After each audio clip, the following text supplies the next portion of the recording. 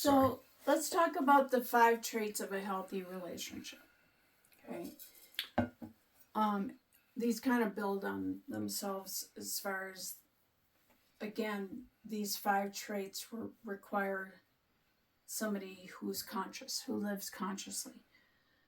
But and again, this is you're just, saying that's a prerequisite. Mm-hmm. Okay, yeah. So you start your starting point is a conscious person who's self-aware and knows themselves well. But this is my opinion, but these are the 5 traits that I think are in a healthy relationship that are really important. Uh, 1, you can see your impact and you care. So for example, if I do something, and especially in a committed relationship, there are no neutral impacts. So they're always positive or negative. And as a partner, you can see your impact and you care about that. And you care if it's positive and you care if it's negative. And you care more about that than who's right. And this is where a lot of couples get hung up, is the partner will react, and usually in a negative impact, and the other one says, well, here's all the reasons why I was right about that. And that's where they get stuck. And because ultimately that doesn't matter.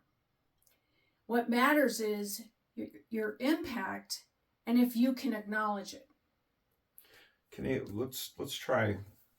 I'm sorry to interrupt you in your flow, but I just want to try this instead of me trying to think of something to bring up after you've covered a lot of ground.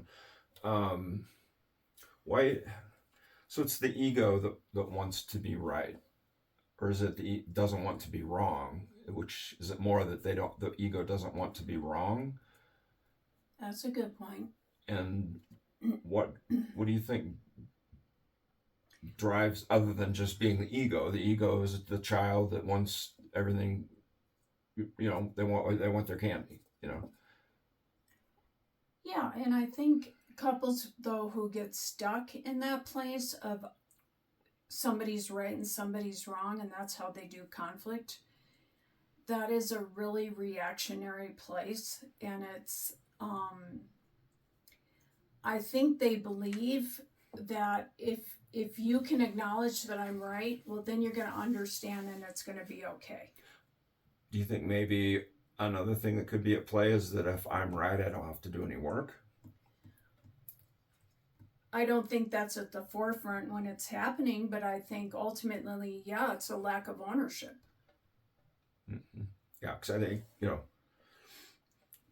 we can have things driving us that we're not even aware of, which is an important thing to get a hold of. But yeah, I think it's the little kid doesn't want to get in trouble. The little kid doesn't want to have to go apologize or whatever, So the ego's protecting them from, right. If I'm right, then it's the other person that's got to change. It's the other person that's got to, whatever, take the blame. Yeah.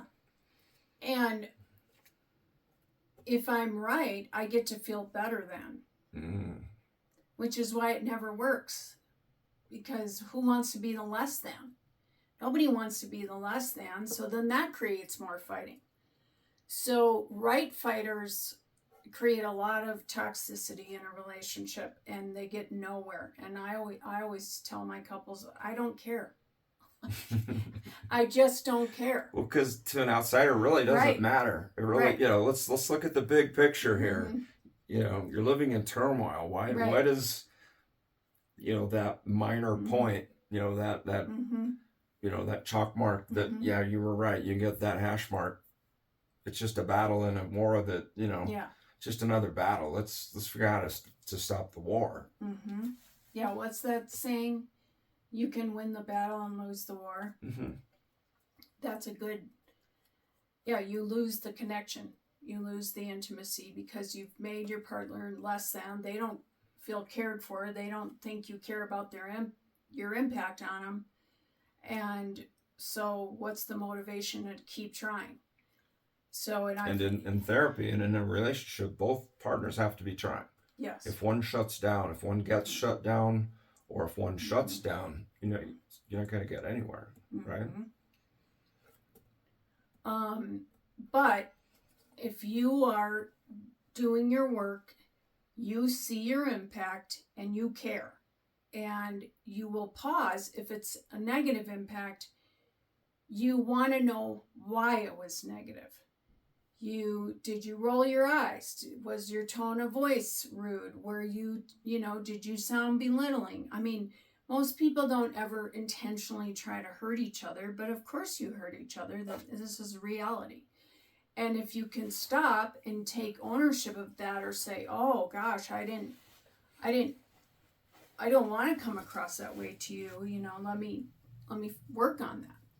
Well, then the person feels heard and they can let it go. But if they don't feel heard, it's going to keep coming up.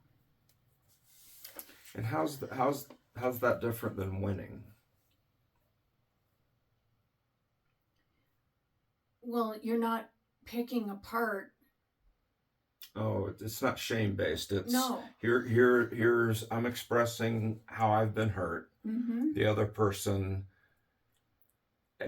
hears it, doesn't pick it apart or say you're wrong for being hurt. They just say, I hear that you're hurt, and I don't want to hurt you.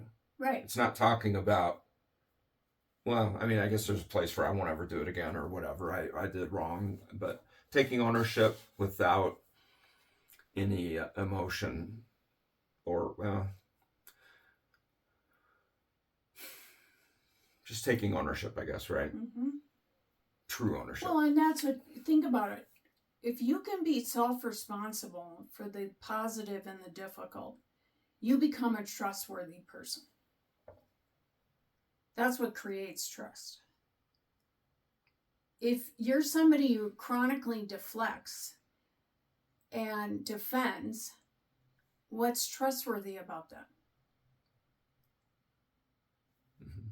Okay. And I'm sorry is very different than let me try that differently.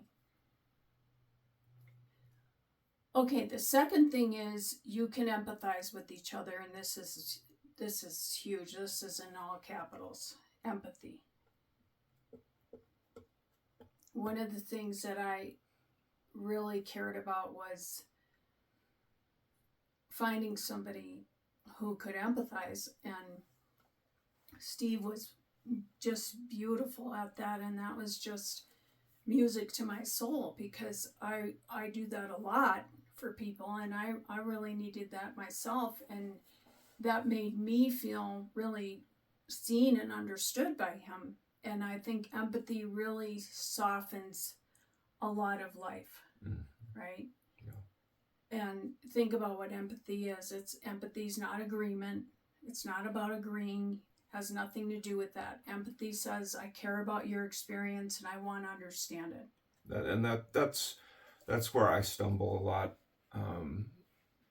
I get hung up in maybe I don't agree with your point or your point of view, and so I short circuit that empathy. I think I'm giving empathy, but it's not getting back to you because you're feeling criticized. Yeah, that's because I'm always right. I'll just leave that hanging. But I apologize. I lost my train of thought. Empathy. And then another place that I think men get hung up is they want to fix problems. Yeah, like you pointed out, they're doers. So if they, for the person they love, if they hear a problem, they just want to jump right to fixing, and that's another place I get hung up. You don't want empathy isn't just jumping to action. You just need to be heard, and I think a lot of men have a difficulty with that, of being able to just be present, listen, not fix in any way, but just be present and listen. That that's your job. That's it. Not fixing, not, you know, bringing up that perhaps they aren't looking at it from the correct point of view or whatever. Just listen. Well, that's an act of love, right? Is to help fix something. You're right. Right. Yeah. It doesn't. It doesn't come from a place of I don't want to listen. I don't want to empathize. I want you to not hurt. So I think, well, if I fix it, then you won't hurt anymore. While forgetting that I need to stop, make you feel heard, and give you comfort, and then maybe later fix it or suggest a fix, but not in that moment when you need empathy. Well, he is actually really wonderful at empathy, and I love your insights, so I often seek it out. I mean, empathy can be sharing, would you like me to share a different perspective or something? That can definitely be empathy. Well, but it's asking permission, and that's what you've taught me. Sometimes if I'm confused, I just say, do you need me to fix it? Do you need me to listen? And you are kind, and you don't judge me for that. You understand that I need a little help in a weak area. I need a little help knowing what you need. Just not for you to do my work for me, but just to give me a hint, because I might feel a little confused or need to kind of adjust, and then I can move forward and give you what you need. Well, and being action oriented, when I'm telling him a story or something, I do feel really loved by him saying, yeah, and think about this. Do you want me to kick their ass? Yes, I do, many times. Okay, the third one is you bring out the best in each other. I think, by the way, that's what commitment is. Commitment is it's an invitation to bring out the best in each other. It's not a license to be your worst. And so often, sadly, people use it, well, we're married, so, you gotta, no, nobody has to put up with anything. And if you're a mature person, you want to bring out the best in the other one. Or else why be in it, right? Like, that's the point of life, that I've often heard. I had a mentor who said marriage is a quality of life issue. It doesn't matter what you believe. If you have a higher quality of life with your partner than without, you will stay married. If you have a lower quality of life with your partner, you may stay married, but it's going to be toxic. And I have found that in 30 years to be absolutely right on true. So you are conscious about saying, I want to bring out the best in my partner.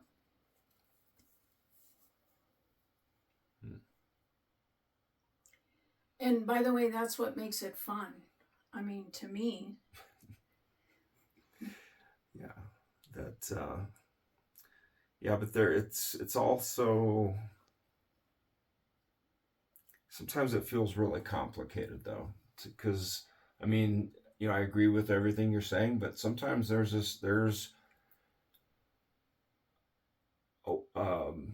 part to be played by a partner of putting up with a bad mood or a grouchy streak. Like for me, sleep is very difficult for me. I've gone through a 3-month stretch where I'm lucky to get 2 hours of sleep a night, and it's really tough to be a nice person when you're challenged like that. And you've been really sweet as I've sought medical interventions to help me with this. You've been very sweet about just turning a blind eye to a snap, or if I'm just not being a very fun person because I'm just worn out, you don't, you're like, well, let's just work on our hobbies, or you don't pressure me to be up or happy. So and I'm not being my best self, but as a partner, you're being kind and loving and empathetic and saying, I'm not going to push that. This isn't who he is because he's being challenged by a lack of sleep. So there's room, there's room for not always being at your best, and that's your partner's opportunity to be at their best. And we always talk about that each partner should be giving, and I hate it when people say anything above 100%, but each partner should be giving 100%. And, or 150, whatever I just said, 150, more than, because I think a lot of times people, they go right up to that 50% mark, their perception of it, that 50% mark, and then they get mad if they feel like they're doing the 51. The partner should always be giving their 50%. But I think if both partners have the attitude that they're going to try to carry the whole relationship, and we're talking healthy people here, a healthy couple, but if both partners are trying truly, and they're always going to fall short because we're people, but if you're trying your best to always do your best, and you fall short, that's when your partner gets their opportunity to be their best, and pick up the slack. So, well, but that's a really good point, because in no way does that mean there's some Pollyanna, toxic positivity thing going on. I mean, that's just not authentic. It's not attainable. No, and it's authentic that you work a 14-hour shift and you're exhausted. I mean, it's authentic that I hear a really hard story and I'm wrestling, and I'm preoccupied. I mean, that's just reality, but I also think our best selves do have many dimensions to them. That it's not always up, and it can be sadness. It's being an authentic person. So that's a good clarity to it. The fourth one is you take responsibility for yourself. Yeah. I would say it's really hard for humans to just take responsibility. Do you mean in conflict, or do you mean you probably mean everything, or do you mean in knowing yourself and doing your work? What do you mean by taking responsibility for yourself? For taking responsibility for your strengths and your weaknesses, your behavior, your actions, I think, this is a good, the Coldplay incident we talked about. I hope this isn't true, but I read somewhere that he was going to sue Coldplay because, they're responsible for, people are not responsible to cover up your secrets. So you chose that behavior. You chose a consequence. You got to own that. He's asking them to be in a conspiracy with him to keep his affair secret. Right. And no, people don't owe you that. I mean, if I decide to go 90 miles an hour on the freeway and I get a ticket, I got a ticket. I mean, I have to take responsibility for that. So again, that creates trust in a relationship, that the person can take responsibility for both the really positive and the difficult. And I don't even want to say negative, because as humans, we have difficult parts to who we are, and that's good. That's authentic. Yeah, and I think if a person can, by taking responsibility for themselves, if they see that they've done something wrong or think that they've done something wrong, if they go to their partner and say, hey, I think I might have snapped at you earlier, and I'm sorry for that. I just want to clear that up. I think that goes such a long way. Yeah. To with your partner of creating that intimacy and that love and that trust of it's saying, I'm watching myself, and I care how I treat and impact you, and I'm not going to wait for you to get mad at me. I'm not going to wait for you to tell me that I did something wrong. I'm going to come to you and say, hey, I think I messed up and I want to apologize for it. So.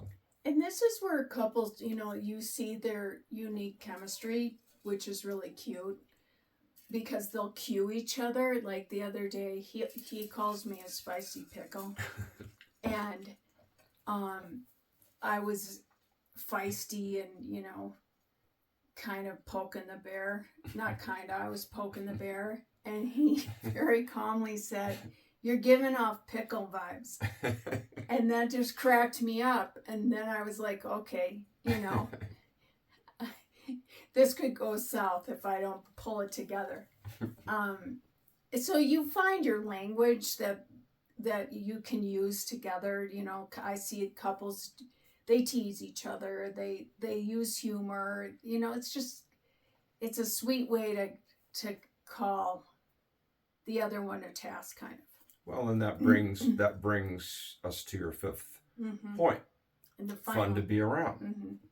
Being a sense of humor. And so it's, you can be fun outside of just being a comedian, just like something like that. Just trying to think of a cute, light way to say, instead of just saying, you're being a bitch, or, I can tell we're just going to get in a fight now.